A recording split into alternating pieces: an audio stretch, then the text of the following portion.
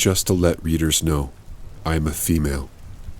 It was Thursday, and I had an alarm set for 6 a.m. because I had school. I woke up to my alarm blasting in my ear. I grabbed my phone and turned the alarm off. I was awake now and was glued to the bed, so I decided to go on Instagram. That's when I saw it. Someone standing 1 foot away from me. My vision was a bit blurry, but I could see what she was wearing. She had long hair and a nightgown with flowers. Her legs were so pale. She was in front of my brother's bed, moving side to side gently while looking at me. I was paralyzed. I couldn't move. I went under my covers and started rubbing my eyes, and when I accidentally scratched myself, that's when I realized I wasn't dreaming.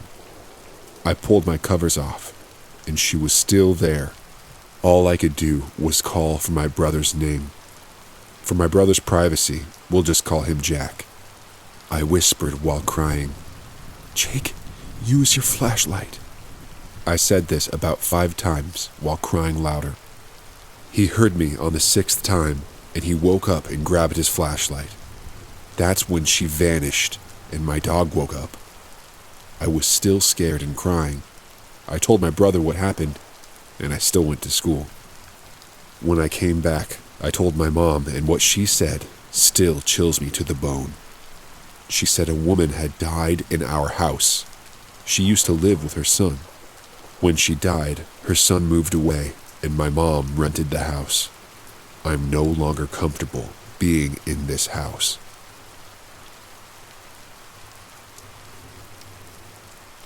Okay, so my dad has always been that type of guy where he doesn't believe in anything unless he witnessed it for himself. He's a pretty macho guy, and isn't into all that fairy tale and ghost nonsense. Yet, that all changed for him one day. It was about 2:30 in the afternoon when my dad came home. He works the night shift at the old El Reno prison. He says it's a pretty laid-back job for the most part. He'll usually drive around the prison in one of the guard trucks or keep watch in the towers. But one night, he was sent to do a sweep of the chapel as to make sure no one was in there who wasn't supposed to be. His boss, let's call him Jack, told him to come back and check in with him after he had done so. My dad walked through the yard out to the chapel, and as soon as he walked in, he said he felt just a wave of nervousness come over him. He flicked on the old lights and walked in and began to check all around the room. After about a couple of minutes, he said a man dressed in the same uniform as him walked out from the little office in the back. My dad asked the man if he was already doing the sweep of the chapel, and the man replied, "Yes, I'll take it from here." So, confused as to why he was sent out there to check the chapel, my dad just gave a little, "Oh, okay, I'll let Jack know." My dad returned to his boss about 15 minutes after he'd sent him in. Jack looked at him and asked, "How did you get done so fast? You couldn't have possibly checked that whole place in such a short amount of time." My dad replied, "Another guard's already in there, said he'd check it." And I guess Jack didn't think anything of it. As long as the chapel was checked, everything was fine with him. Well, this is where it gets creepy. About 3 days after, my dad said he was walking down the halls of the prison and stopped to look at the display case of all the old photos of the other guards in the past. As he was browsing the photos, he said his heart sank and his blood froze. One of the pictures he came across was that very same guard he had encountered in the chapel. Only this guard was dead. Apparently, about 4 years before my dad started working there, a riot had broken out in the chapel, and a guard was stabbed to death.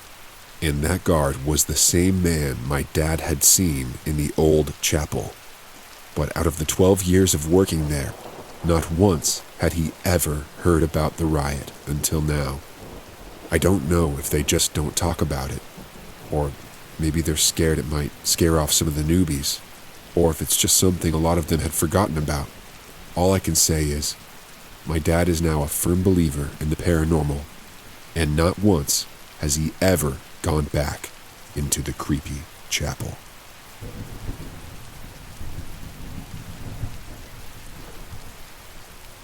Preface. I am a 23-year-old woman, and I am half Cherokee, from Georgia, United States. I was only 19 at the time this took place. My fiancé and I were living on a large farm in Maryland. We didn't use the farm, but we were renting a small house in the property, and we were free to come and go around the grounds. The only residents in our home were myself, my fiancé, and our cat and dog. Our cat was a lunatic barn cat that I had rescued because I can't say no to animals that need help. And our dog was a loyal pit bull who was a sweet, cuddly scaredy cat. Our farm was situated on about 20 acres of land, and our driveway was about a half a mile long. After our driveway was a 12-mile-long road through the woods and farms until it finally reconnected with civilization. So it's safe to say that we were far, far from other people.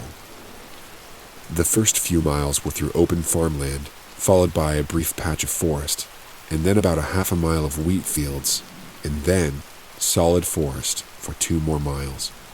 Now that you have a bit of a layout, on to the really creepy bit. So it started off like any other weekday evening. My fiancé and I returned home from work to our happy cottage and happy pets.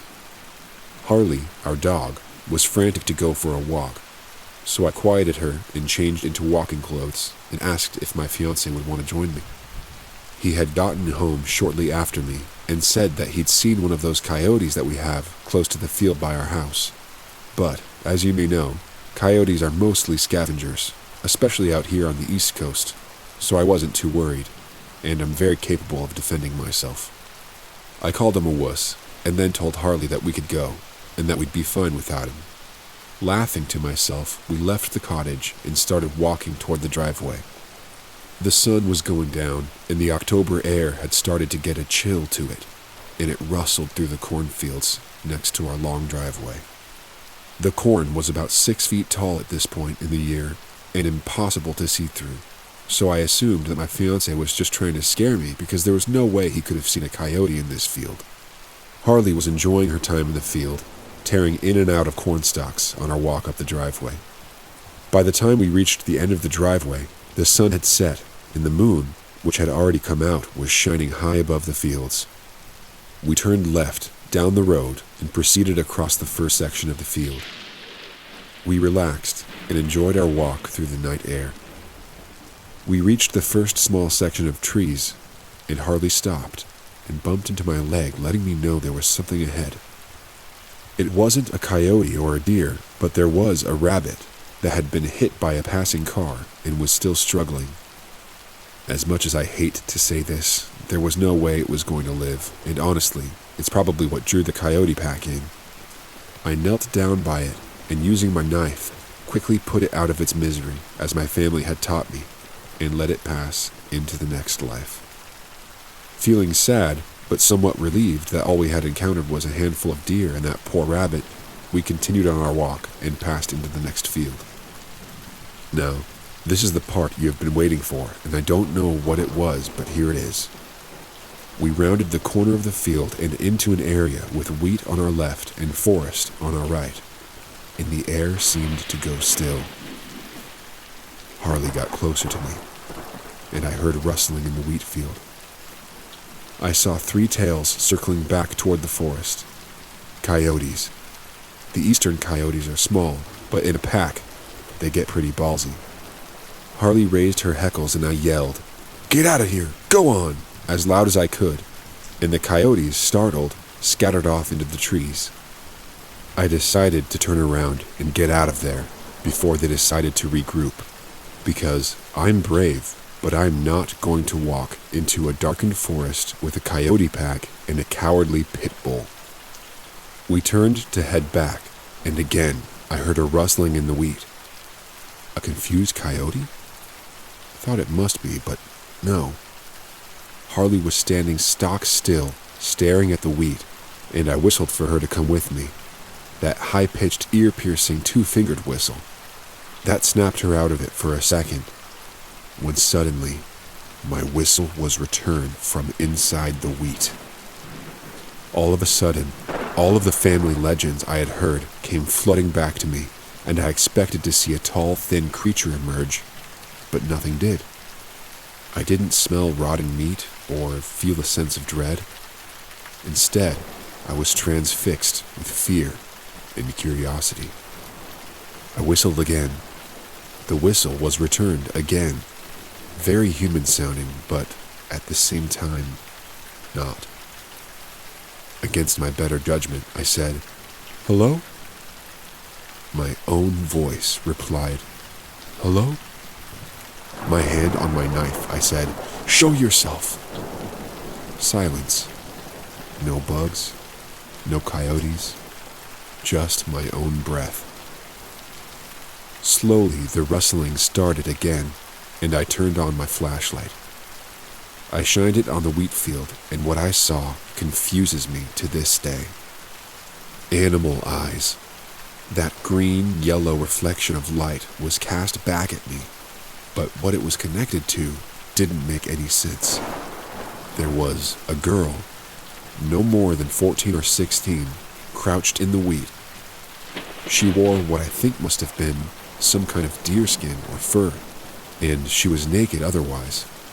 She was very thin and looked as though her skin had never seen sunlight. Her hair was long and tangled with wheat and leaves. Under any other circumstances, I would have said she was beautiful, but at that moment, she was terrifying.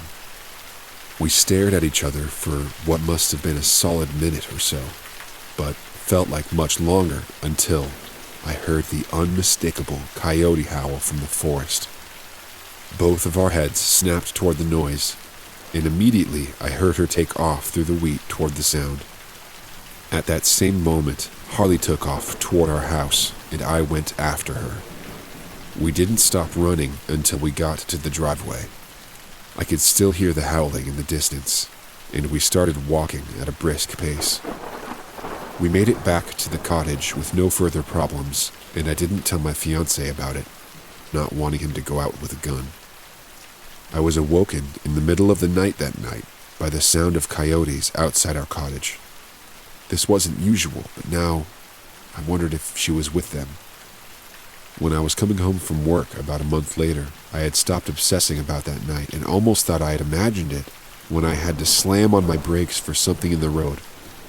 It was dark, and when my headlights hit it, its eyes reflected green and yellow. It was a large coyote. It just stared at my car for a moment and ran off into the woods. I know this sounds crazy, but I still wonder if that was her.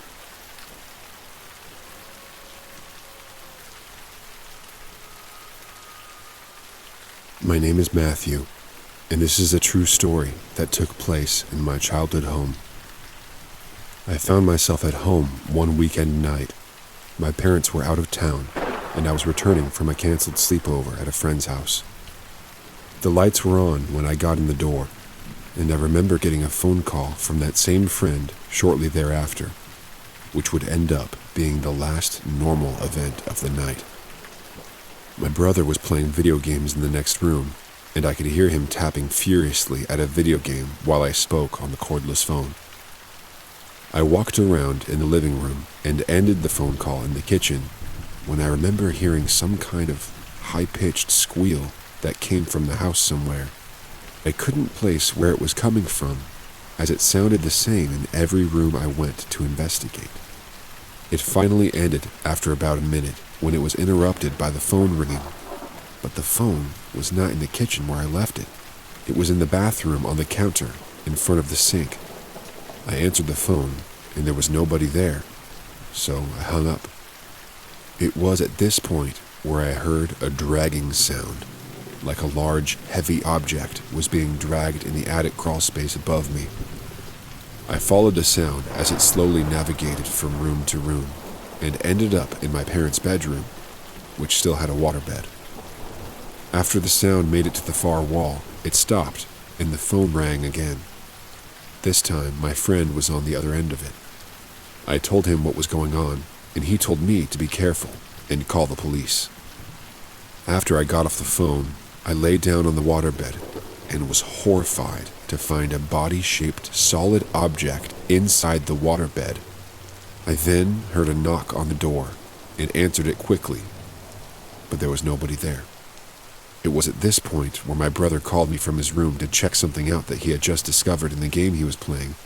A little more than annoyed at his lack of interest in what was going on, I stormed into his room, but there was nobody there. His bed was made and the room was spotless. Neither the console nor the TV was on, and the controller was wrapped and unplugged. There was no way he could have hid and cleaned his room in the few seconds it took me to make it from the door to his room. The phone rang again, but again it was not where I left it. This time it was resting on the kitchen counter where I had originally left it. It was my friend calling again, this time saying that the call was dropped for some reason and he was calling me back. I explained what just happened, and there was another knock at the door. Since I was standing right next to it, I peeked out the window, and there was nobody there. At this point, I opened the door and stepped onto the porch to make sure I didn't see anyone running away. I walked into the yard to look around, but didn't find anything. I found myself engaged in several more minutes of talking before my friend finally got off the line. And it was at this moment where I realized that the place I had been staring off into space while talking were two very large black reflective eyes looking back at me. The figure was tall and lanky and stood only 10 feet or so from me.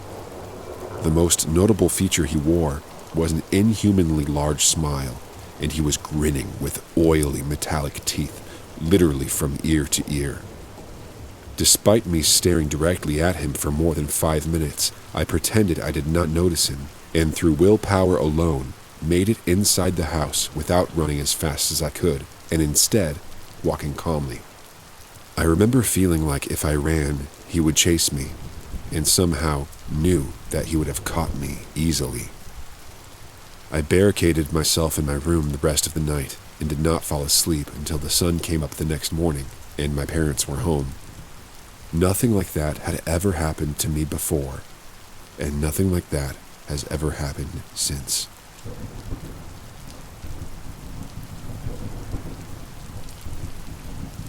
This happened just yesterday, so it's fresh in my mind. I'm not quite sure what to think of it because it was just so bizarre and unbelievable. I might have just been sleep deprived. So, last night at maybe 11 p.m., I was walking around my block. My town is relatively safe, so I didn't feel in danger. Plus, it was a pretty night. I had been walking for around 5 minutes when a pale woman with blonde hair and a white dress caught my eye from across the street. She was about my height and looked to be around my age too. She was standing on the curb staring at the cars passing by. I said hello to her, and she turned her gaze to me. I couldn't see her face super well, but from what I think I saw, she had no pupils or color in her eyes. She just stared at me. After a while, I asked if she was okay. She didn't respond again and simply pointed at the road. I was really confused and didn't understand. Right as a red car started coming down the road, she stepped into the road. The car slammed into her, and it was a bloody mess. The driver immediately stopped and jumped out. It was a man in his mid-20s. We both spoke about it, freaking out. He called the police, and I went around the car to see the state of the girl. But once I circled around the car, she was gone. Not gone as in dead, gone as in she just wasn't there. The blood on the road was gone too, but not gone from his car. After the police arrived, they concluded that it was some big hoax of a kid who didn't know what they were talking about and some guy who went along with it. The blood on the truck was investigated, only to be found as paint. I'm still not sure if what happened was real. It felt so real, but I don't believe in the paranormal. I don't know what it was, if it was just a dream, or if it was real. I remember it like it was real. I don't understand anything now, and I kind of feel like I'm going crazy. Has anyone else experienced something like this?